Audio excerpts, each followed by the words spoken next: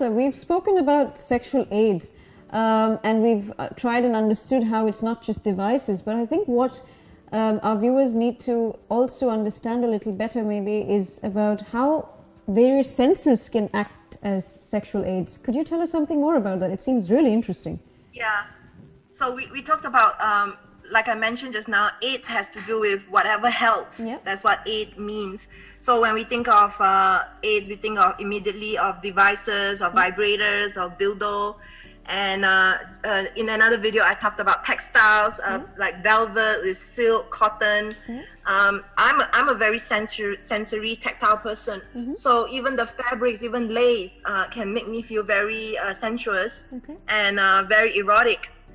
Then there's the sound, which is dirty talk and music. For instance, music can really support the lovemaking process because it helps them to keep to a rhythm, and it helps our body to surpass the physical, so that you get into like a kind of meditative mode during lovemaking. So that can really enhance the experience, go deeper into yourself, or maybe focus more on the sensuality of the experience. And then there's of course, like you mentioned, the different senses. So there's also smell. So I remember I had a client, and I mentioned all these things to her. I asked her to explore what helps her to get horny, what helps her to get into the mood, and I just left it as it is. And she came back and she told me that it took a long time to finally find the right scent, and the moment she used it, she can get aroused very quickly. And I realized that she probably spent more time with that one scent than I have my entire life. And so obviously she took time and effort to explore that, because that is important for her, because that's what she had an inclination that it would work for her. Whereas for me, it wouldn't even occur to me, because I'm more of a tactile person.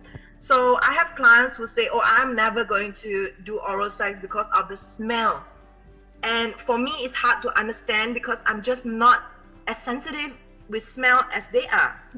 So it's very important to recognize what we like and what we would like to spend time exploring, so that it can help us, support us in our sexuality. So there's all these taste, touch, smell, sound. So just explore all your senses, whatever it is that works for you. There are people who play with food. There are people who love food. I don't actually love food that much, but there are people who see food as part of their lovemaking process, and even feeding each other can be a very erotic thing as well, and that can be as good as sex. And indeed, there are people who say, I prefer chocolate to sex. So there you go. Maybe have more chocolate for some people. Yeah, maybe that will help. No, that's great, because I think viewers need to understand that it's not like you're not like a horse with those things protecting your eyes so you can't look. You need to widen your vision into this, and every sense can really help. So it's not just about aids in terms of a device. I think they need to explore their senses, the sense of smell, the sense of touch, the sense of even a visual stimulus. Please go on. Yes, that's one thing. One more thing that I know that we keep saying one more thing, but I really should mention this, and that's pain. A lot of people I know of with disability actually really like playing with sensation play and pain, being on the edge of pain, because their disability, their illness is painful. But when they start playing with it and they go to the edge of what their body can take, it actually makes them feel in control of their bodies, and it actually allows them to see the playful side of sensation. And so pain can take all kinds of forms, like even smacking, like tapping, shaking, pinching. It's just different degrees of it. So the best and the safest way to play with sensation is with our own hands, because then the giver can know more precisely how much pressure is being given. But there are devices, and there are floggers, and there are nipple clamps and different things that can be used. But do take note of the instructional Yes. instructions that come with it, the precautions. Yeah. For instance, like a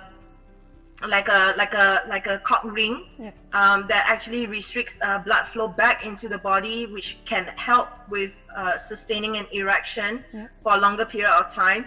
That cannot be left there after having your orgasm or ejaculation. It has to be removed. So things like that needs to be taken into account. So some people just forget and then they just fall asleep. So just play with all kinds of things that works for you. No, I agree. And including the sensation of pain, I think that's a good point you added, because some people do feel a lot of pleasure with pain. So I think this was great, because patients do need to understand there's another aspect to it. And I'm glad we spoke about this, Martha. Thank you so much for this. And I look forward to seeing you more often and talking to you a lot more about this. Thank you.